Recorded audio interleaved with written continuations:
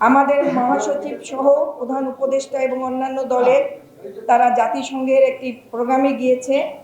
বিদেশের মাটিতেও আমাদেরকে কিভাবে দেশের সম্মানকে এই ফ্যাসিস্টের দোসররা কিংবা ফ্যাসিস্টের সে মানে এই দলের নেতৃবৃন্দ সেখানেও তাদের সেই কুরুচিপূর্ণ রূপ দেখিয়েছে। বিএনপি অতিরিক্ত ভদ্র। যুক্তরাষ্ট্রে কি আমাদের দলের সংগঠনের লোকজন নাই? আছে। তারা নিয়মতান্ত্রিকভাবে সেখানে উপস্থিত ছিল। আমি এই ঘটনার তীব্র নিন্দা জ্ঞাপন করছি। আজকে গণতন্ত্র সংবিধানে কথা বলা হয়েছে। এই গণতন্ত্রের জন্য 17টি বছর বিএনপি রাজপথে ছিল, নির্যাতনের শিকার হয়েছে, গুমের শিকার হয়েছে, খুনের শিকার হয়েছে, মামলা হামলার শিকার হয়েছে। এই গণতন্ত্রকে ফিরিয়ে আনার জন্য, জনগণের ভোটাধিকারকে ফিরিয়ে আনার জন্য আজকে সংবিধানের কথা বলছে। সংবিধানে যেটি প্রয়োজন সময় অনুযায়ী সেটিকে অন্তর্ভুক্ত করা হয়। এটি আজকে নতুন কথা নয়, কিন্তু আমাদের যে অস্তিত্ব, বাংলাদেশ বলতে আমরা যাকে বুঝি, সেই 71কে ধারণ করতে হলে এই সংবিধানের সম্পূর্ণভাবে এটাকে নির্মূল করে নতুন সংবিধান আজকে যারা করার চিন্তা করছে, কিংবা আজকে একটি গুপ্ত লীগ, গুপ্ত দল, আমরা এতদিন জানতাম জামায়াত শিবির, কিন্তু ডাকসু নির্বাচনের পরে আমরা দেখলাম যে জামাত শিবির শুধু নয়, একটি গুপ্ত দল, গুপ্ত শিবির প্রকাশিত হয়েছে।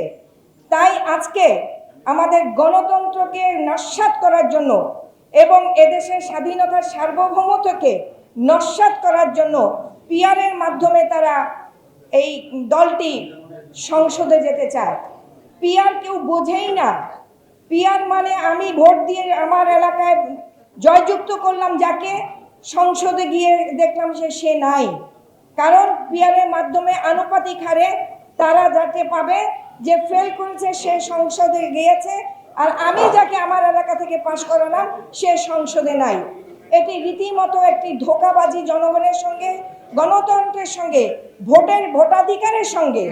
তাই আজকে যত মাঠ গরম করার চেষ্টাই করুক, একই অঙ্গের দুটি রূপ জামাতের।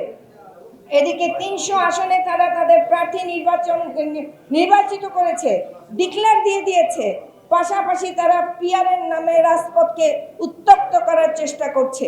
তার মানে যা পাই, যতটুকু পাই যদি আদায় করে নিতে পারি।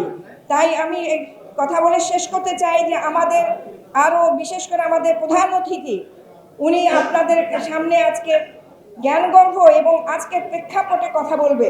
আমি আমার বক্তব্য দীর্ঘায়িত করে না করে বলতে চাই, আমরা কিন্তু সেই মুক্তিযোদ্ধাদের মুখে শুনতাম অস্ত্র সারেন্ডার করেছি, ট্রেনিং সারেন্ডার করি নাই।